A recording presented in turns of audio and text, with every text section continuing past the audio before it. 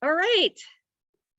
We still have people logging on, but again, I'm Chris Hoplin. I'm the executive director of Reach Out and Read Minnesota. And we encourage you to say hi in the chat, your name and what brings you here today. Again, make sure you're clicking all panelists and attendees. So those of you who have joined us before, remember that usually Dr. Nate Chomelo, our former medical director, does some dad jokes at the beginning of every event. And unfortunately, he does not have any, he was not able to be here today. Many who know him realize he's not just the medical director for Medicaid, but he also has a temporary role right now as the state director for vaccine equity, which I think we can all agree is pretty important. So he wasn't able to make it. So you're gonna have to indulge me in some dad jokes and mom jokes, but I have some helpers. So I have two daughters, Allie and Zoe. Here they are. And they're gonna help me with the dad jokes this morning, okay? All right, girls, ready? Let's see. You wanna know why nurses like red crayons? Why? Because they have to draw blood. Oh. I don't know if they get that one. Okay, here's one you guys will get. Why does the ghost always need more books? Why? She goes through them too quickly. Oh. We've been into Harry Potter, so that one should resonate a little bit more. All right, why can't you, the last one, why can't you go to the world's biggest library? Why? It's always overbooked. Oh. No laughs, no laughs. All right, thank you girls for helping me. I got the last two. You did. All right, bye. All right, thanks guys for, thank you guys for indulging me and my children. All right, let's see, where are we? All right, thank you again. Oh, more people have joined, so thanks for joining us today. Again, I'm Chris Hoplin. I'm the executive director of Reach Out and Read Minnesota. And we're super happy to have you here this morning. And if you haven't, please introduce yourself in the chat. I see that lots of you have. We are so happy you're here, and we hope that after hearing about all the great things we're doing here, that you'll feel inspired to donate to us. If you'd like, there's a QR code and the link right here, but they're also in the materials that were sent out to you ahead of time. We are so grateful to our board of directors for doing a match up to $3,000 this morning. So we're really hoping we can meet that match and have the board donate the full amount. So please donate anytime throughout the event or afterwards. All right, we are going to keep things exciting this morning by doing some drawings throughout the event. And so we're going to draw for 3 different books by Bao Phi, who's an author you'll hear from later today. And the first one is A Different Pond, which is, it was a 2018 Caldecott Honor Book, and it also won the Minnesota Book Award for Best Children's Book. So Liam, do we have a winner of this one? All right, I'm gonna do the spinner here. Oh boy, it's really spinning. Here we go. And we have Kristen Spargo is the winner of our first book. Congratulations, Kristen. Spargo, wonderful. Great that you're here. We will connect with you offline. Each of the winners will connect with you offline to get your address and mail you the book. So stick with us for more. So I always like to start by thanking our sponsors. Our first sponsor is our 2021-22 executive partner, who is Health Partners.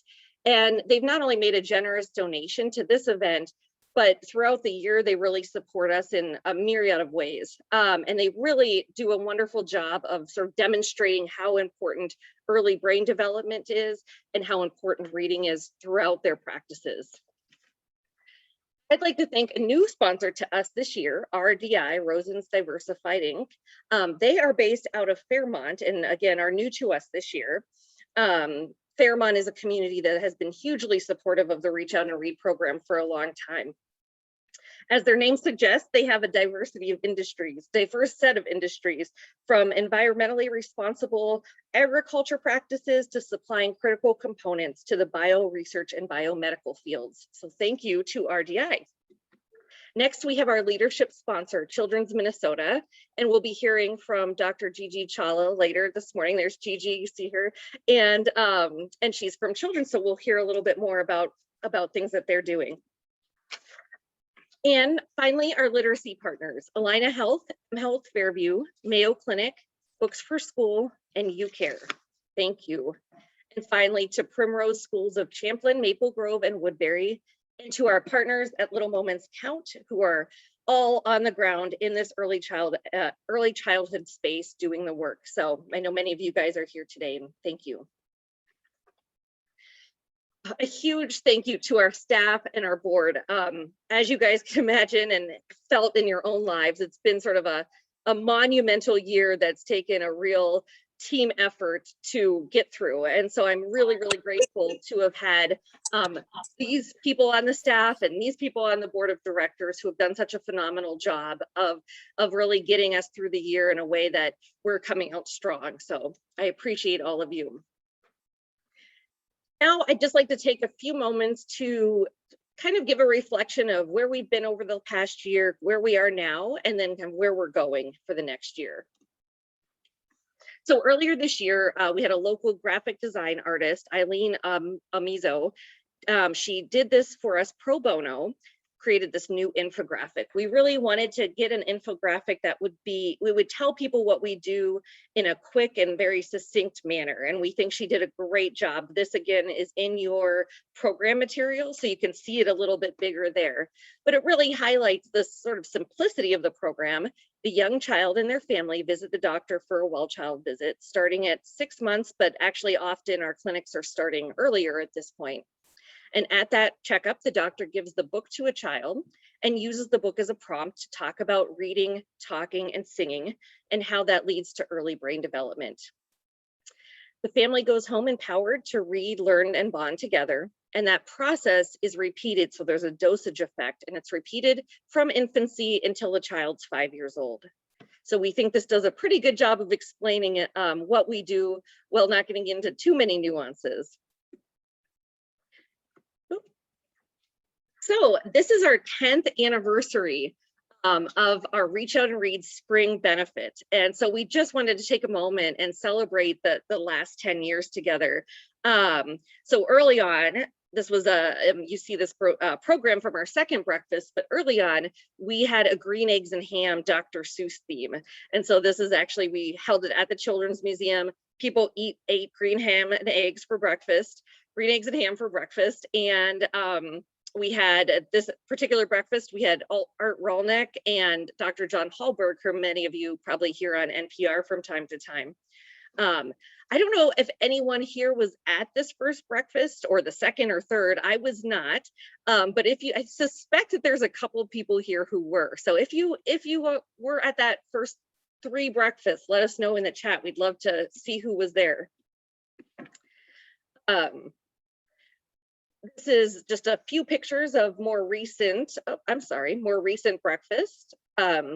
We have a quote, we got a quote from Lynn Burke, who's our former executive director and the sort of founder of Reach Out and Read Minnesota, who said, 20 years ago, hardly any Minnesotans had even heard of Reach Out and Read, let alone imagine that the tiny network of 5 clinics implementing it would grow into a powerful organization, touching the lives of hundreds of thousands of young children and their families all across the state. But all those who have had a hand in building and supporting Reach Out and Read Minnesota over the years never had any doubt. So thanks to you, our longtime supporters, for transforming our organization, which, as you can see here, over the last 10 years, we're now up 200 clinics in the last 10 years, and we're serving over 100,000 more children and families around the state. All right, just a few program updates from the year, since we know people are eager to kind of hear about some of our pilots and initiatives and what's happening. Many of you remember that the early math pilot we've been rolling out and collecting data from the last several years in partnership with our national office and 5 other states. So we've now received funding to offer the early math program to any clinic with providers who want to participate, any clinic around the state. And we've actually had a lot of interest in this program in spite of being in the pandemic. So this will allow medical providers across the state to take a specialized training and reach out and read in early math, and then use the skills they've learned to use the Reach Out and Read book to share simple, concrete tips with parents about early math skills like counting, patterns, and comparison. Next, on a national level, Reach Out and Read affiliates have been working on using Reach Out and Read in the NICU. We even provide a special training for NICU providers. It, of course, looks a little bit different than our traditional program model, but it encourages parents by providing them with books. So the length of their stay in the NICU determines how many books they'll receive. And it lets them know that the simple act of sharing books together will help nurture and soothe their babies, while creating a bonding experience at a time when a lot of families are feeling helpless and overwhelmed and anxious. So we're thrilled to announce that the University of Minnesota Masonic Children's Hospital will be the first NICU in Minnesota to participate in this program. And we're right in the middle of the training and ramp up process with them. So we're hoping we can provide some great updates about that in the near future. In other program news, we recently commissioned an Ojibwe translation of the baby book, My Day, which you see a page from here. It'll be printed and distributed later this year through our partners at Books for School, and it'll be available to any clinic, but will primarily serve our Indian Health Service clinics here and in the Dakotas and in Wisconsin.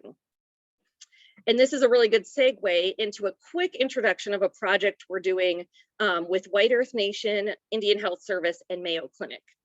Although this project has been pushed back multiple times during the pandemic, we're now in full swing in making the Reach Out and Read program at White Earth a welcoming, community-driven program by, for example, having books from Birch Bark Press, which is an Indigenous-owned printer and vendor, and by linking families at this clinic to stories that are read aloud by community members and community elders through a QR code, as well as songs sung in Ojibwe.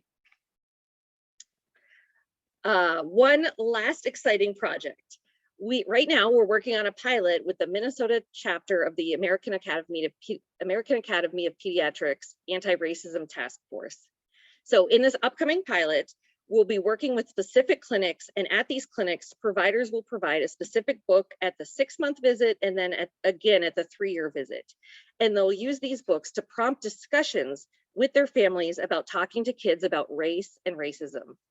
A bookmark with further prompts in multiple languages, as well as a QR code to link parents to culturally relevant books and resources will also be included. We recognize the urgency of this work, so this aims to be a short-term pilot focused on getting provider input and provider feedback with the hopes to expand pretty quickly by the fall into more clinics. We've had tons of interest in clinics and medical providers wanting to do this training. So if you have any questions or want to provide feedback for any of these projects, we'd be happy to chat more in detail about them. Finally, a note about Reach Out and Read at the legislature. So we feel really fortunate that the talented folks at Messerly Kramer agreed to adopt Reach Out and Read Minnesota as one of their pro bono clients this session. And so they've been lobbying hard for us at the Capitol virtually. And we've met virtually with more than a dozen of our lawmakers this session. And we were fortunate to have a bill in the House this year that was lead authored by Representative Carly Katiza-Wattoon. That bill did get a hearing and is in the final House bill. We also had a bill in the Senate that was lead authored by Senator Karen Housley. Unfortunately, that did not get a hearing in the Senate, but we're still really hopeful that overall we end up in the education budget, which would allow us to continue to expand Reach Out and Read Minnesota across Minnesota. As you can see, a 15% growth in clinic base each year, which we estimate would reach another 29,000 families. Can you tell that we really like QR codes right now? I know that you guys are all well versed in these. So we have another QR code. If you would like, we would really appreciate it if you can contact your legislators. I know many of you already have, but particularly if you are in any of these districts, this is the Education Conference Committee. So these are the folks that will ultimately decide if Reach Out and Read ends up in that final education budget and at what amount. If you go to that QR code, it will take you to our website where there's actually already an easy script written out for you and links to email whoever your representative is. So we try to make it nice and easy, and it'll take 2 minutes of your time. So thanks in advance. We appreciate the support. Now I'm going to stop talking, and we're going to show a video that we received from Bao Phi, who I mentioned earlier. We're going to raffle off 2 more of his books. So he's an award-winning author of 3 children's books, but he's won awards in many different areas of his life. He is he has 2 award-winning collections of poems. He's a 2-time Minnesota Grand Slam champion and a National Poetry Slam finalist. Finally, he's an event director at the Loft Literary Center, where his series Equilibrium won the Minnesota Council of Nonprofits Anti-Racism Award. So here he is in his own words, sharing his thoughts about his cultural representation in children's literature. Hello everyone, my name is Bao Phi. I was born in Vietnam and raised in South Minneapolis. I'm a poet, children's book writer, and arts administrator, as well as a father. I'm going to be just speaking really briefly today about my writing, particularly my books for kids. I've written 3 children's books so far, picture books. Let me tell you a little bit about my journey. When I was young, I learned about so many different people's culture, struggle, but not much about Asian and Asian American people. And so as I developed as a young person and as a young writer, I started to write about social justice issues, but all the time I was wondering, well, what about Asian American people? What is our history? What is our struggle? And, back then, there wasn't a whole lot of Asian and Asian American history, built into the curriculum. If Asians were mentioned at all, it was usually like about the lion dance or something cultural, which is fine. We need to appreciate culture. But there wasn't a lot of information about, say, the internment camps, or, how Chinese built the railroad, how the grape strikes were partially Filipino, or something that is near and dear to my personal history, the U.S. involvement in the war in Vietnam, which brought my people here as refugees in the mid-70s. And I didn't really learn about what it meant to be an Asian American until I went to college. I got a full scholarship to go to college, and that was, at that time, it was my opportunity to learn.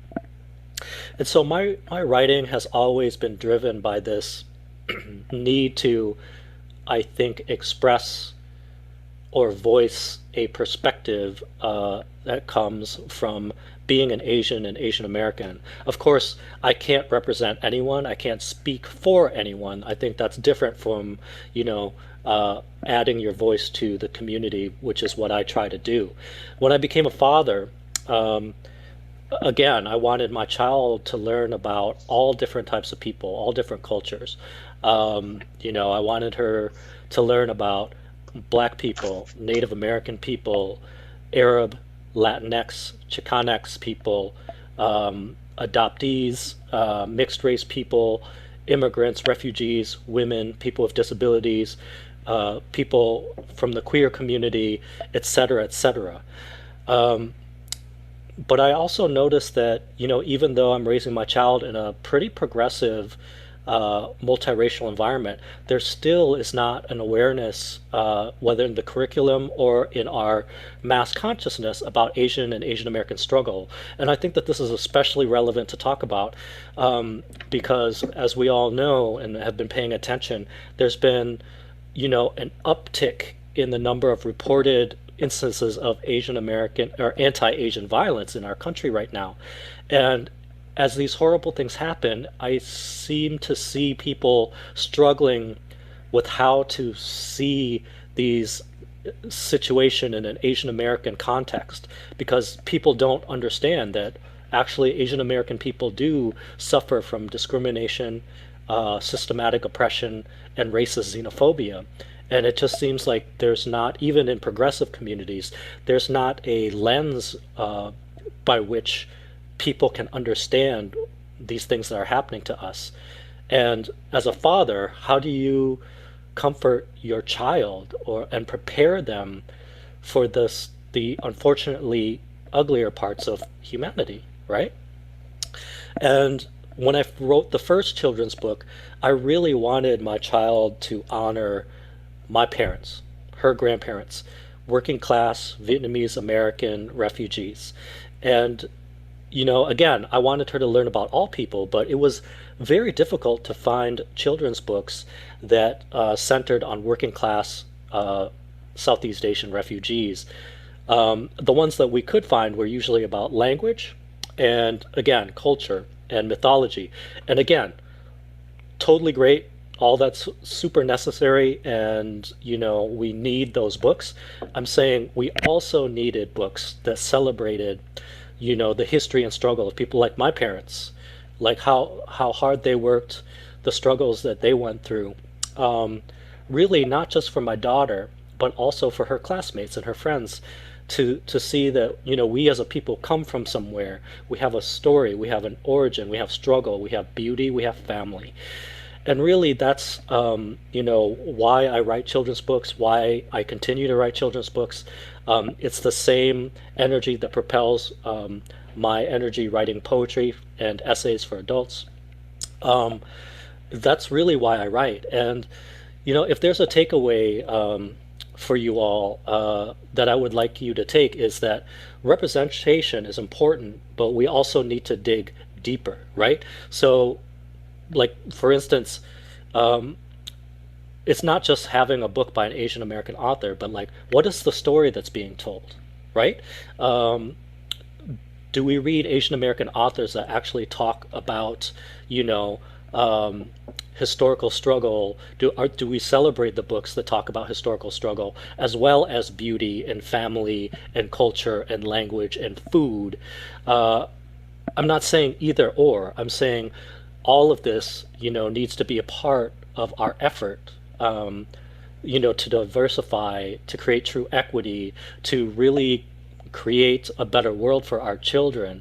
So part of the thing that I urge folks to consider is, yes, representation is important. Yes, getting these books with characters of color and written by people of color and indigenous folks, all of this is important.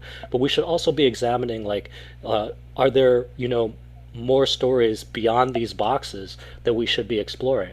And it's not just about class and about being a refugee. It's about, queer stories, women's stories, people with disabilities in the Asian American community. Like, I think we need to continually broaden and learn more, because I think we all, as a people, would do well to just learn other people's stories, whether they look like us, whether they're like us, or whether they're not like us at all. So thank you so much for your time, and I hope you have a wonderful day. Thank you.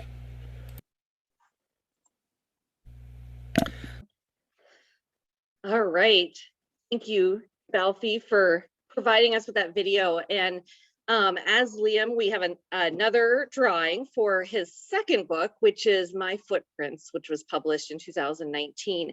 And as Liam's doing the drawing for that, I just wanted to mention that I know a lot of you are really interested in diversity in children's literature. And if you wanted just to piggyback off of this video, we actually did a really successful video, we did a really successful event last fall with Dr. Sarah Park-Dolan, who's a professor of library science at St. Kate's, and it was super well attended and well received, and a much deeper dive into this topic about diversity in children's literature, representation in children's literature, and how we can go about selecting books that are representative. So that is archived on our website if you're interested. Go ahead, Liam. Yes, our second winner is Kate Lamb. Kate Lamb. I'll connect with you in the chat. Wonderful. Thanks, Kate, for coming this morning. All right. Next, we are going to go into our Gilchrist Award. So this is our second winner of the Gerald Gilchrist Medical Champion Award. This award honors Dr. Gilchrist, who had a long and distinguished career as a pediatric hematologist and oncologist at Mayo Clinic. And since we're speaking of award winners, he himself won many awards for his contributions, and he's an all-around great guy with a great sense of humor. Fortunately for us, after his retirement from Mayo, he took a deep interest in our work, and he joined our first advisory board and helped us grow and make a lot of connections throughout the community and within the medical community, which we're eternally grateful for. So this award honors his legacy. So a congratulations to Dr. Mike Mercer. I will read a bit from his nomination by our program coordinator, Ellen Clues. Mike is a family medicine doc who served as the medical consultant at United Family Medicine in St. Paul until last fall.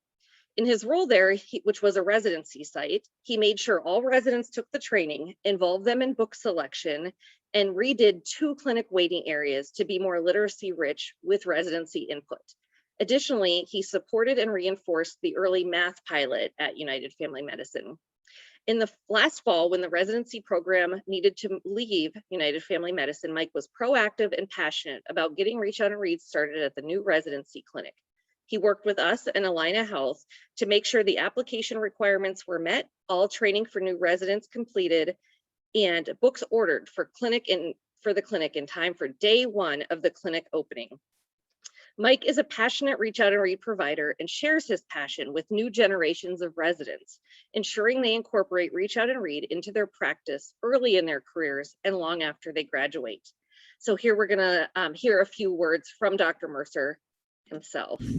Hello, I am Mike Mercer, and I'm very pleased to have been selected for this year's Gerald Gilchrist Medical Champion Award. It's an honor just to have been nominated, so whoever is responsible, thank you for that. I am a family physician and a faculty member at United Family Medicine Residency Program in St. Paul, Minnesota. Fun fact, we were the first family medicine residency program in the U.S. to have a Reach Out and Read program when ours was started in 2008 by a third-year resident doing her community project. We have 21 residents in our 3-year program, and we were recently relocated. We're now hosted by a newly formed Allina clinic called United Family Physicians. When we were leaving our previous site, one question nearly every resident asked me was, will we be able to keep Reach Out and Read?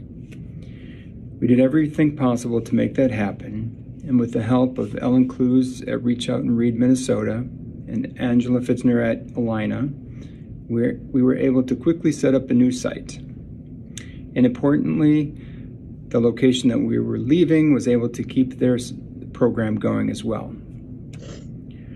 Our clinic serves a diverse group of patients, generally lower income, speaking a variety of languages. And I know that in many situations, the books that they receive from us are the only books in their personal collection. Our resident doctors are very proud of the program, the Reach Out and Read program, and very rarely miss an opportunity to interact with a child over a book. They may forget to offer the dental fluoride, but they'll never forget the book. Books are as important now as they ever have been. I think we're learning that the pandemic will not be kind to the education gap. Children face the temptation of the iPad. I know I have children too. Do not ask me what I think about Roblox. Adults have a hard time too, putting down their phone and finding time to sit and read with their children. It's a struggle, but it's a worthy and a necessary effort. And in the end, I think we'll all agree that one of life's great pleasures is to see a child sort through a stack of books, pick one out, sit down, and start reading.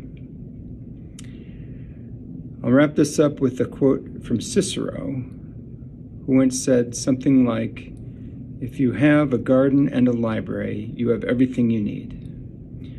Though I might add a good cup of coffee might complement that very well, but who am I to correct Cicero?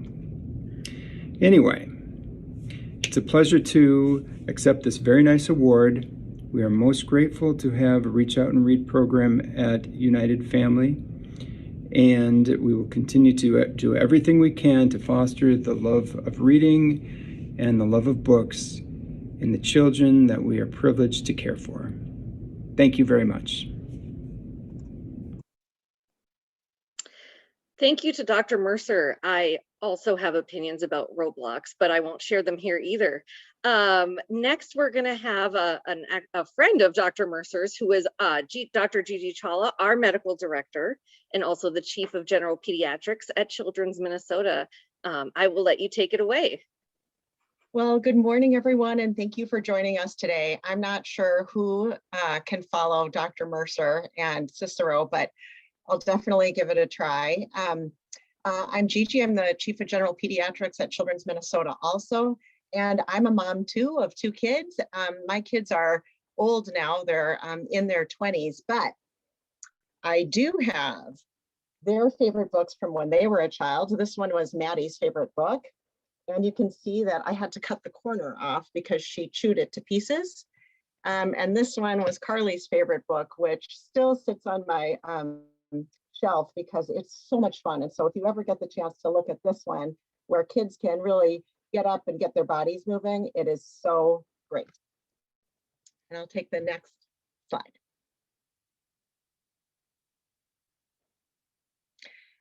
So it wouldn't be a fundraiser if I didn't remind everyone that this is a time for donations. And so you can get out your phone and take a snapshot of that QR code, or go right to reachoutandreadminnesota.org/give to donate.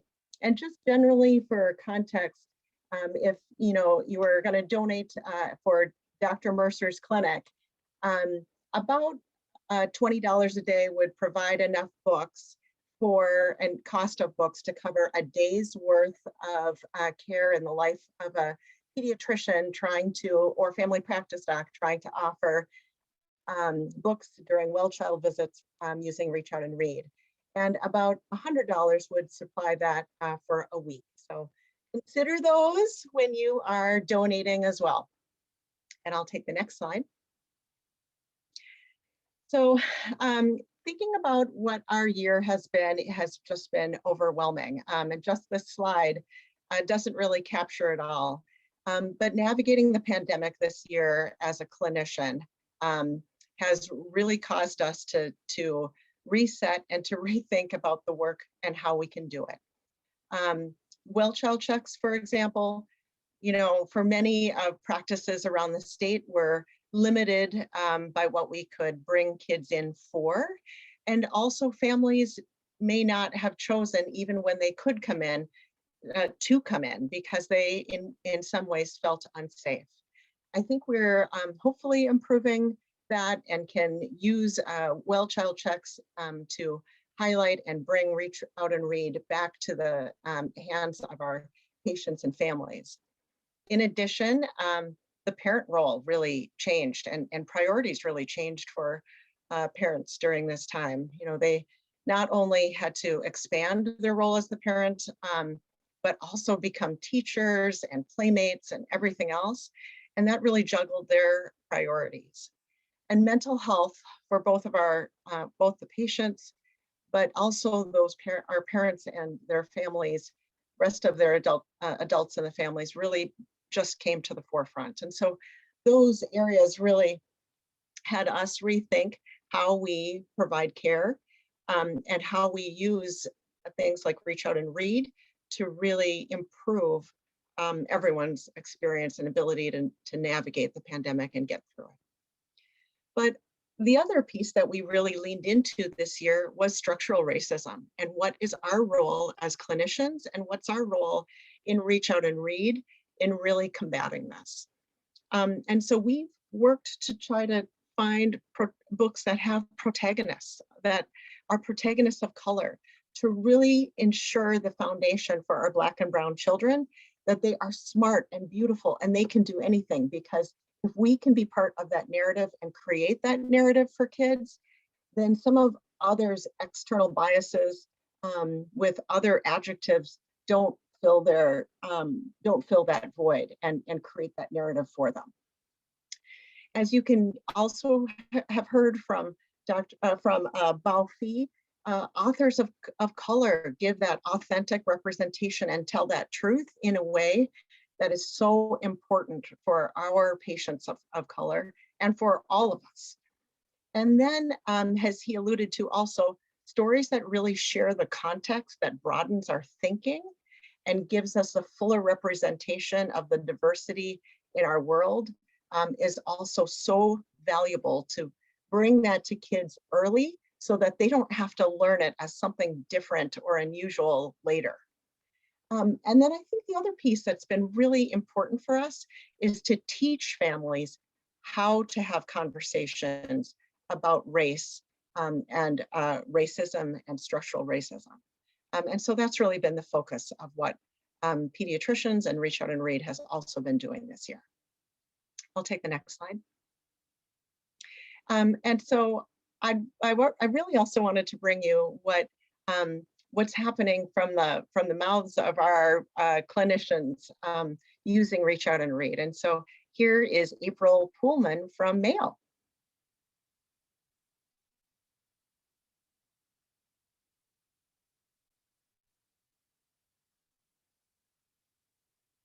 Reach Out and Read has been a phenomenal program this year.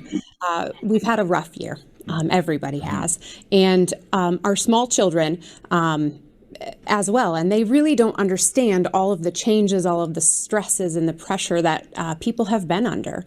So to see those kids come into our clinics is one of our joys as practitioners.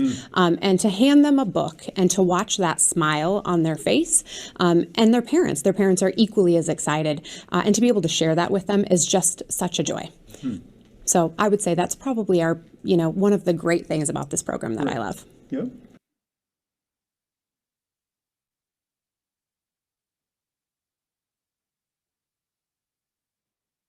I had a 4-year-old little girl come in and I handed her a book at the beginning of the visit. It's one of the things I love to do because I love watching them turn over the book and they talk and they show, what their colors are and they say, "Hey, Mom," and they interrupt us often, but I love every minute of it.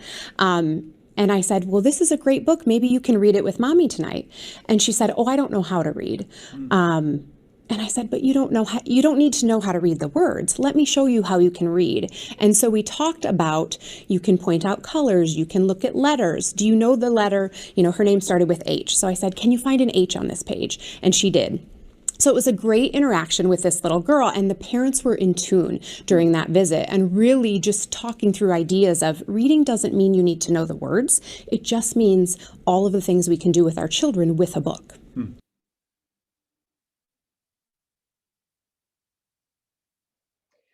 I just love how April just brought to life how Reach Out and Read actually works in our clinics. But this is also what some of our other staff and clinicians have said from all over the state. And so we thank you so much for the context of how Reach Out and Read has impacted all of you and your sites. That enthusiasm for your clinic has increased, and it's helped with communication and bonding with patients and families as they read together. Thank you, Lisa, out at Essentia. And how Reach Out and Read makes a difference by making children excited for coming into their well child visits. Oh my gosh, so important there. And for staff and providers, that it is our joy. Thank you to Linda. I think that middle comment was from Metro Peds in Shakopee, so thank you so much there. Next slide. And that we're seeing bilingual books, and those bilingual books not only help our kids, but also help parents feel confident in reading and navigating English as well. Thank you to Kara at La Clinica in St. Paul, and how in rural communities, this is so pivotal in really making sure that we get books to kids. So thank you to Patty out at Gunderson, and to others who have just resonated. I think we heard this many times over, that it's the way that we bring normalcy back during the pandemic, that we can still focus on reading and less screen time, and that many kids would not have books without this program. And so thank you to all of you for really these words, and for living this, and recognizing how much Reach Out and Read is meaningful to your communities, to your clinics, and to your patients and families. I'll take the next slide. But in addition, excitingly, in addition to all of those connections and how we utilize Reach Out and Read right now, we did also want to bring you that there has been new science and new studies in 2020. So while some of us were trying to navigate how do we see patients during the pandemic, others were contributing to science, and these were published in 2020 about Reach Out and Read.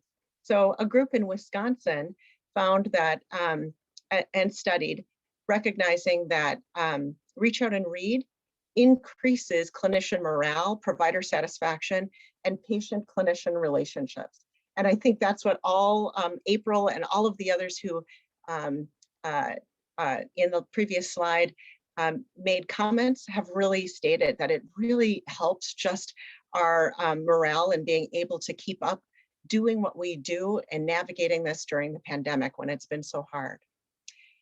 At Duke University, they also further recognized that about 60% of the impact of Reach Out and Read is on patients and families. 25% is an impact on the clinic and practice, really giving back and giving us that resilience in our clinic and practice, and 15% directly impacted clinicians with morale and increase in morale and resilience. So that was so good also to see how was that impact, how did that impact really live out with Reach Out and Read. And finally, a study that came out of Oklahoma that I was really excited about on that, when we think about what that impact is to patients and families, like that 60% that they recognized at Duke. This group in Oklahoma really recognized that clinicians were doing more developmental screening when they in clinics that were using Reach Out and Read. And as we all know, increase in developmental screening is only going to benefit patients and families. If we can find things that we can lean into, we can get them connected with services and really improve their trajectory, and hopefully close any type of gap that they could be experiencing as they enter into the school systems. So cool to see that new science and new learning for us to lean into is available and a priority during the pandemic as well. I'll take the next slide. And so when we think about, well, what is next? What's next for us as pediatricians? What's next for us and Reach Out and Read? The first is really to think about, wow, what are we going to do in our clinics as we get through the pandemic? And I think it still remains a concern if we'll get back to our previous volumes for well child visits. I think many of us saw at least a third of our well child checks for the youngest age groups diminish, and are seeing some of that come back to baseline. But I can tell you, at least our experience at Children's Minnesota is that the areas that have been slow to come back for well child visits have been in our communities and in our patients of color. And so I worry so much that we may be leaving subsets of patients behind when we really want to focus on those areas that really need our care and services too. Additionally, I worry about what our family is going to be doing during the pandemic, and as we get back into what our new normal may look like. Our families going to continue to creatively care for their younger kids at home? Are we going to be leaning back into daycares and to private daycares and to family-centered daycares? Or are families really going to need to be that full representation of teachers and playmates? And how do we, if so, how do we continue to support them? And how does Reach Out and Read continue to support them to do that incredibly hard work? And I hope we continue to support science, and I hope the science shows us what we've learned from the pandemic and what we are learning with structural racism.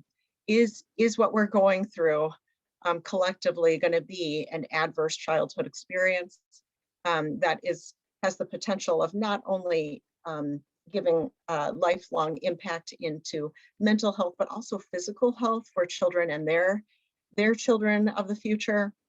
And how do we learn and navigate that to build opportunity and resilience and not have our kids and their families experience this as an adverse childhood experience?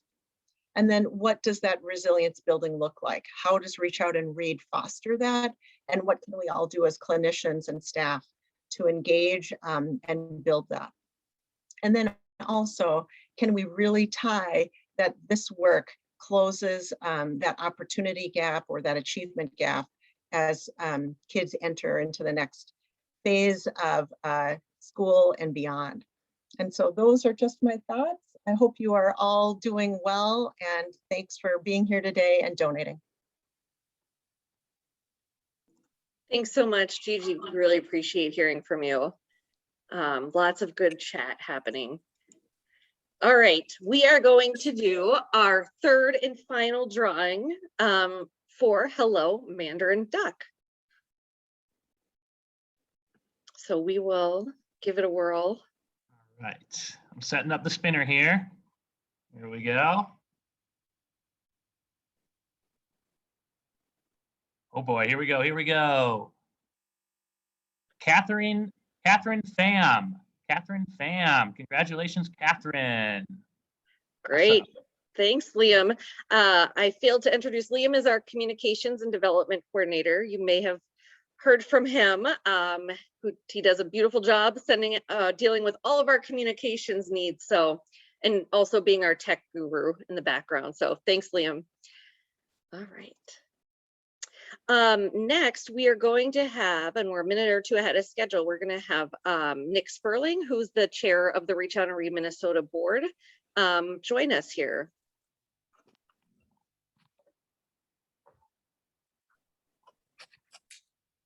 Thank you, Chris. And thanks, Gigi. Thanks for the great program updates. Also, thank you for your work as our medical director. Hello, everyone. My name is Nick Sperling. I serve as chair of the board of directors for Reach Out and Read Minnesota.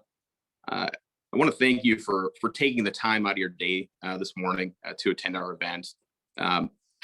Amazing to think that some of you have been attending the breakfast event for the better part of a decade now. That's absolutely amazing. So thank you very much. Reach Out and Read Minnesota could not have grown into what it is today without your continued support. So as you heard this morning, Reach Out and Read Minnesota has accomplished so much in the past 10 years. From the very beginning, it's done so with admirable efficiency, making a great impact with relatively few resources at its disposal. And we're poised now to make an even greater impact in the years ahead in Minnesota with new innovative programs that will help more families around the state. So right now, we know our communities throughout Minnesota need support. As families cope with increased stress, health concerns, and limited learning resources, Reach Out and Read Minnesota is in a unique position to make a positive difference. It's one of the few programs of its kind that has a scientifically proven efficacy. in building better communities. So please strongly consider making a financial gift today to support Reach Out and Read Minnesota, and give in any amount that's meaningful to you. This year, as Chris and Gigi mentioned, we're doing something special. The board of directors has offered a match of up to $3,000. So any individual gift you make will have double the impact, which is great. So please give. Your gift will help us to accomplish extremely important programmatic goals. It'll get books into the hands of children, build trust between families and healthcare providers, and empower families to learn, grow, and bond together. So lasting impact with any gift. On behalf of Chris, Gigi, and the rest of Reach Out and Read's Minnesota staff and board, we genuinely thank you for your support today and as we continue to grow together. So thank you, and have a wonderful day, everyone. Thank you, everyone. We'll give you the gift of time. We thank you for coming. We thanks once again to our sponsors, and we hope to be able to see you in person at some point in the future for an event together. Thanks, everyone.